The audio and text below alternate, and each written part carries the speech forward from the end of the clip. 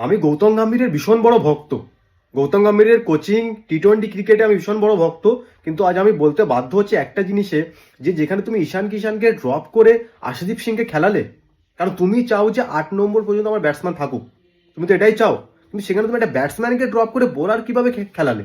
সেখানে যেখানে তুমি হাই রিস্ক ক্রিকেট খেলো, প্রথম বল থেকে 6 মারার টেন্ডেন্সিতে ব্যাটিং করাও অভিষেক শর্মাকে দিয়ে। তুমি জানো না যে যেখানে প্রথম বল থেকে 6 মারার টেন্ডেন্সিতে ব্যাট করে, সেখানে একটা ব্যাটসম্যান এক্সট্রা লাগে। তুমি সেখানে 7 নম্বরে ব্যাট করাচ্ছ হার্ষিত রানাকে, তুমি তো ম্যাচ এখানে হেরে গেছো। তুমি জানো Visakhapatnam high high ground, 200 chase হবেই।